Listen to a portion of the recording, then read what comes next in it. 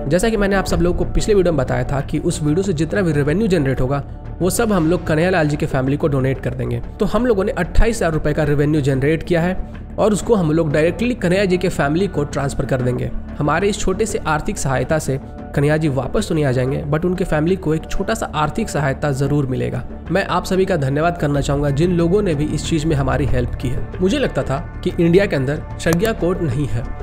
नुपुर शर्मा ने जो कुछ भी कहा उसने कुछ भी गलत नहीं कहा, वो एक हीरो है और उदयपुर के अंदर जो कुछ भी हुआ उसके लिए वो जिम्मेवार नहीं है, बल्कि वो जो जिहादी रेडिकल इस्लामिस्ट मुस्लिम है वो जिम्मेवार है। और ऐसा कहना है डच के एक लॉ मेकर गर्ट विल्डर्स का। और गर्ट विल्डर्स का ये स्टेटमेंट तब आया है जब इंडिया के सुप्रीम कोर्ट ने ये कहा नुपुर शर्मा को कि नुपुर शर्मा ही इस पूरे वायलेंस के लिए जिम्मेवार है, क्योंकि वो अपनी जवान को संभाल नहीं पा रही थी। और कन्हैया कुमार का ये जो कत्ल हुआ है उसके लिए भी नुपुर शर्मा ही जिम्मेवार है। गर्ट विल्डर्स जो कि डच के लॉ मेकर है, उन्होंने पहले भी नुपुर शर्मा का समर्थन किया था। जब लास्ट टाइम नुपुर शर्मा को बहुत सारे थ्रेट्स आ रहे थे उस समय पे भी गर्ट विल्डर्स ने नुपुर शर्मा का सपोर्ट किया था।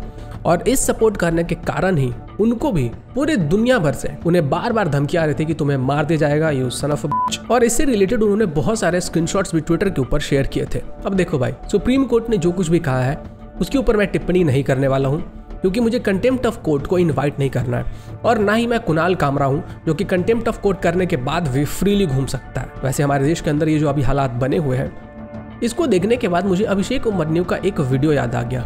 इस क्लिप को आप लोग ध्यान से देखिएगा।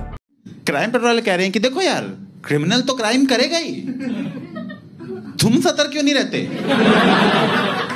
हैं? अब तुम लोग अपनी बॉडी लेके बाहर घूमोगे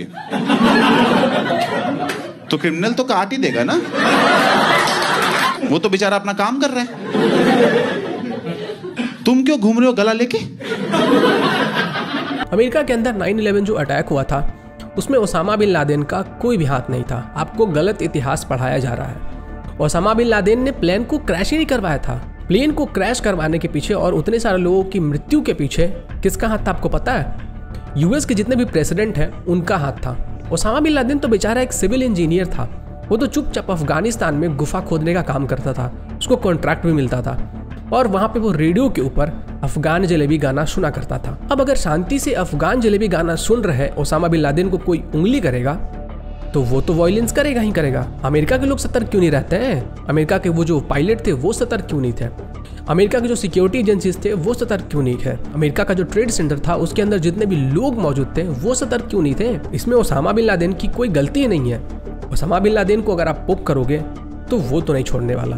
अब देखिए, जैसा कि मैंने आपको पहले बताया था, ये जितने भी लोग हैं जिन्होंने कन्हैयालाल जी का हत्या किया वो लोग कोई आतंकवादी नहीं है और उनको आतंकवादी बोलना भी नहीं चाहिए, क्योंकि अगर आप उनको आतंकवादी बोल रहे हो तो आप उनको व्हाइट वॉश कर रहे हो। और वही चीजें हुई।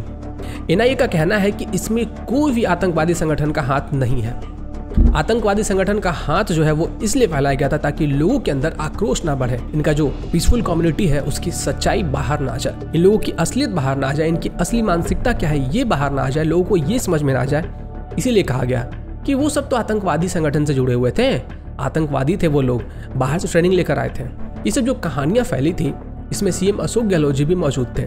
इस आर्टिकल में आप पढ़ सकते हो, मैं अपने मन से कुछ भी नहीं कह रहा हूँ, सब कुछ ये जो आर्टिकल में लिखा हुआ है मैं वही आपको बता रहा हूँ। और अशोक गहलोत जी के साथ साथ बहुत सारे नहीं कह सकते हैं कि सारे के सारे जितने भी लेफ्ट के लीडर्स थे, जितने भी लेफ्ट के जर्नलिस्ट थे, जितने भी लेफ्ट के न्यूज एजेंसीज थे, सब ने सिर्फ और सिर्फ यही कहा ये कोई कम्युनल एंगल नहीं है, ये तो एक आतंकवादी ग्रुप था जिन लोगों ने कन्हैयालाल जी का सर तन से जुदा कर दिया। और कृपया करके इसको कम्युनल एंगल देने की कोशिश ना करें। अभी जो रियाज और गौस हैं जिन्होंने कस्टमर का रूप लिया, तो दुकान में एंटर करने से पहले इन लोगों ने सीसीटीवी का जो कनेक्शन होता है उसको काट दिया। और जब इन लोगों ने वीडियो खुद बनाया ही था कि हम लोगों ने इसको मारा है और मारने का जो वीडियो था वो भी रिकॉर्ड किया और उसको शेयर भी किया, तो फिर इन लोगों ने सीसीटीवी का कनेक्शन क्यों काटा? सोचने वाली बात है। इसके पीछे क्या रीजन रही होगी आपको पता है? इसके पीछे जहां तक मैं सोच पा रहा हूँ रीजन ये रहा होगा कि ये नहीं चाहते थे कि लोगों को ये पता चले कि कैसे किस प्रकार से ये लोग फ्रेंडली पहले बनते हैं, फ्रेंड के तरीके से आपके साथ रहते हैं और उसके बाद पास आते हैं, मौका ढूंढते हैं, फिर आपको मार देते हैं। इन्होंने सिर्फ मारने वाला पार्ट रिकॉर्ड किया और उसी को शेयर किया। आप खुद सोच सकते हो कि जब कोई इंसान किसी को मार रहा है और पूरा वीडियो रिकॉर्ड कर रहा है, बाद में उसको शेयर भी कर रहा है, तो फिर उसको सीसीटीवी से क्या प्रॉब्लम है? जिस तरीके से कन्हैयालाल के हत्यारे रियाज और गौस कस्टमर बन के आए थे, उसी तरीके से जो कमलेश तिवारी की हत्या हुई थी उसमें भी जो मारने वाला था वो कमलेश तिवारी जी का फ्रेंड बन के आया था। वो अपने आप को कमलेश तिवारी का फ्रेंड दिखाता था और अपने आप को हिंदू दिखाता था, और उसी ने कमलेश तिवारी जी की जान ले ली। और ये जो कन्हैयालाल जी को बेरहमी से मारा गया, कन्हैयालाल जी सिर्फ उनके रडार पे नहीं थे, कन्हैयालाल जी के साथ साथ बहुत सारे और भी लोग उनके रडार पे थे। और उनको कहा गया था कि तुम्हें गोलियों से उन्हें नहीं मारना है, तुम्हें उनका सर काटना है। उदयपुर के अंदर ही एक और बिजनेसमैन थे, कोई जैन करके थे, वो भी उनके रडार पे थे। वो लोग उसको भी मारना चाहते थे। और ये जो पूरा का पूरा प्लॉटिंग हुआ था, पूरा का पूरा प्लानिंग हुआ था, इसमें 2 और लोगों को गिरफ्तार किया गया, जिसका कि नाम मोहसिन और आशिफ है। और इसमें और भी बहुत सारे लोग संलिप्त होंगे, क्योंकि 1-2 लोगों का ये तो काम हो ही नहीं सकता है। ये पूरा आपको नेक्सस दिख रहा है, किस किस ने सोशल मीडिया के ऊपर नुपुर शर्मा के सपोर्ट में कोई स्टेटस डाला है, कोई पोस्ट डाला है, उसको स्क्रीनशॉट लिया गया, उसका जो एड्रेस है वो क्या है, जो व्हाट्सएप ग्रुप बनाया गया था इन सभी मुस्लिम्स के द्वारा, उसमें शेयर किया गया। और जो भी उस लोकेशन के आसपास के लोग थे, उन सब लोगों ने प्लानिंग बनाया और फिर उसको एग्जीक्यूट किया। अब जब इन लोगों से पूछताछ हुई, तब इनका कहना है कि हम लोग पूरे देश के अंदर डर फैलाना चाहते थे। ये जितने भी हिंदू हैं उन सब के अंदर डर फैलाना चाहते थे कि हम लोग तुम्हें कभी भी मार सकते हैं। अब कन्हैयालाल जी की निर्मम हत्या के बाद बहुत सारे लोग सेलिब्रेट कर रहे थे। जैसा मैंने आपको बताया था, ये लोग तो अंदर ही अंदर खुश हो रहे हैं। और इसी सेलिब्रेशन के कारण बहुत सारे लोगों को गिरफ्तार भी किया गया।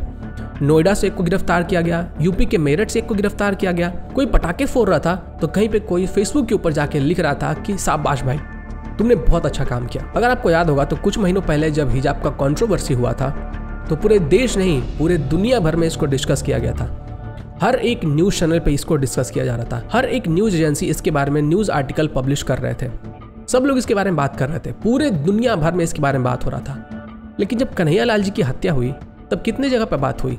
जितने भी वेस्टर्न मीडिया है, उनको जब अप्रोच किया गया इस स्टोरी को कवर करने के लिए, कन्हैयालाल जी के बारे में कवर करने के लिए, तो लोगों ने मना कर दिया और उसको ऐसे इग्नोर कर दिया जैसे कि ये जो पूरा मामला है वो एग्जिस्ट ही नहीं करता है। इस न्यूज आर्टिकल में आप पढ़ सकते हैं, ANI ने जितने भी वेस्टर्न मीडिया है उन सबको अप्रोच किया, बट किसी ने भी जवाब नहीं दिया।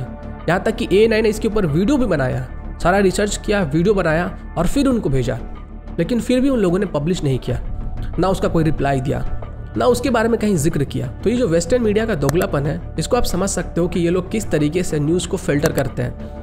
जो न्यूज़ इनके एजेंडा में फिट बैठता है, जो न्यूज़ एंटी इंडिया होता है, जो न्यूज़ एंटी हिंदू होता है, उसको ये लोग पूरे बड़े बड़े अक्षरों में प्रिंट करते हैं, हर जगह शेयर करते हैं, न्यूज़ डिबेट्स करवाते हैं, ट्रेंड करवाते हैं। लेकिन वहीं पे जब बात हिंदुओं की आती है, जब बात इंडिया की आती है, जब बात इंडिया के डेवलपमेंट की आती है, तब ये सब लोग चुप हो जाते हैं। तब ये लोग इसके बारे में कहीं जिक्र भी नहीं करते हैं। उस मानसिकता के बारे में केस है जो धर्म के नाम पर निर्दोष लोगों की हत्या करते हैं और बाद में कहते हैं कि हर मुसलमान ऐसा नहीं होता। तो फिर कौन कौन कैसा है ये कौन बताएगा? ऑब्जेक्शन माय लॉर्ड, क्राइम को मजहब के साथ जोड़ा जा रहा है। अली मोहम्मद साहब, यही तो दलील है उनकी कि ये क्राइम मजहब से जुड़ा हुआ है। बैठिए।